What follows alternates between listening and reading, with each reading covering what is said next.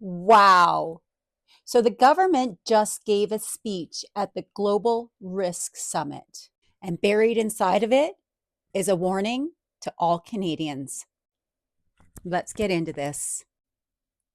So the Bank of Canada is saying that the risks of a worst case scenario playing out in the Canadian landscape is inevitable.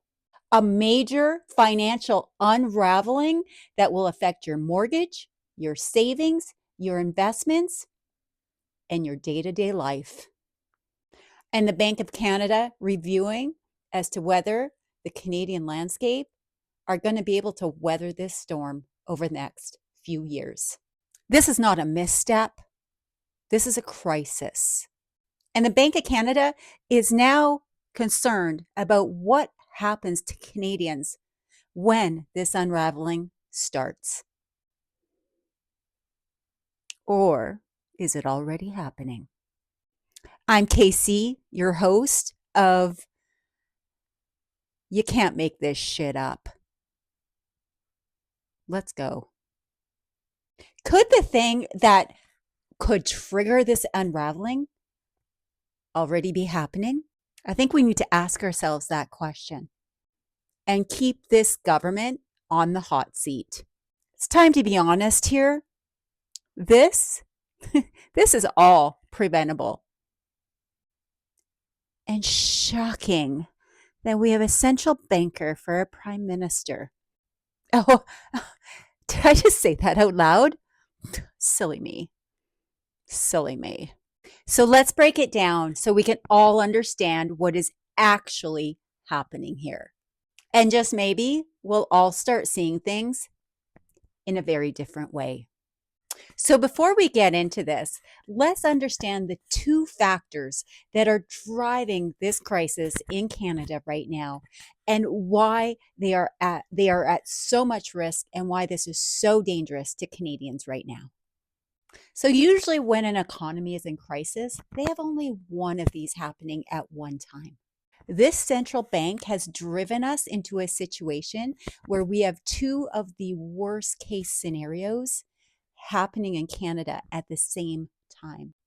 I don't believe this was by accident. Things like this are planned. Things like this are manipulated and created.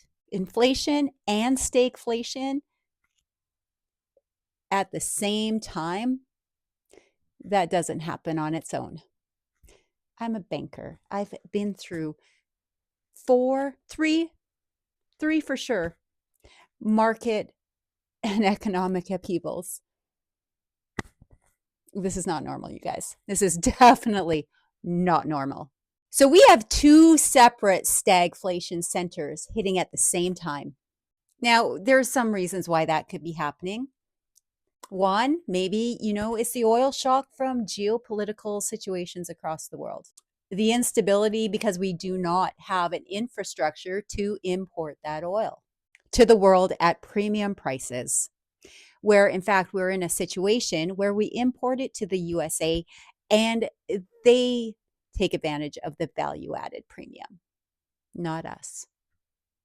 The Canadian government could have avoided this with our own pipeline export terminal infrastructure in place. We really need to ask ourselves why that hasn't happened and why only the best leader on the planet, Premier Danielle Smith, is fighting for this because she saw this coming. And anyone that doesn't think that woman is a brilliant politician is out of their minds. Oh yeah, I said that out loud. So because of this, at the end of the day, we are not seeing the economic growth from increased oil prices. But we are seeing the consequences of that with the destruction of our wallets every day. And two, something that the central bank warned of several months ago, and that's the unsettled trade relations with the United States.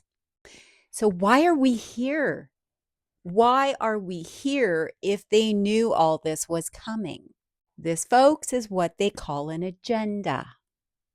Tariff uncertainty, and a country that disturbingly thinks that the cancellation of CUSMA is a good idea.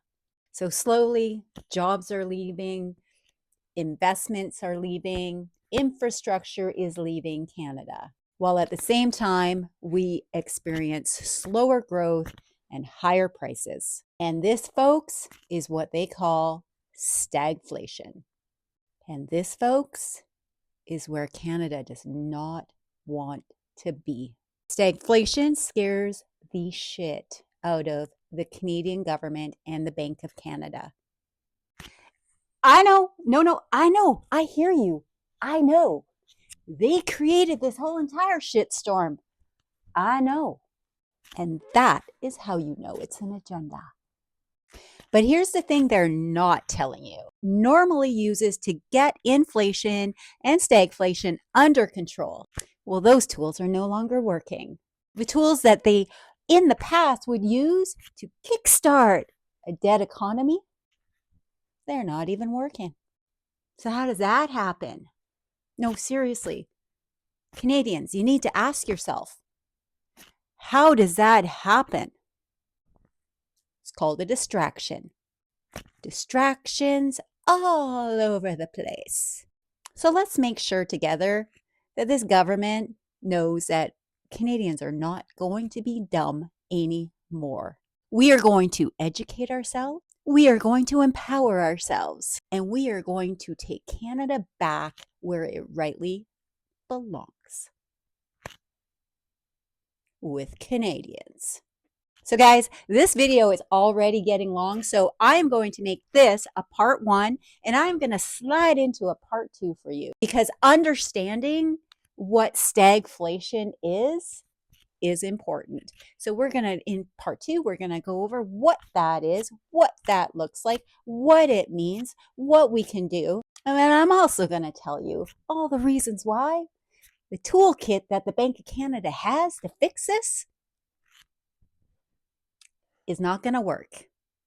So I'm KC, and I am here with another edition of You Can't Make This Shit Up. So you know what to do. Like, follow, comment.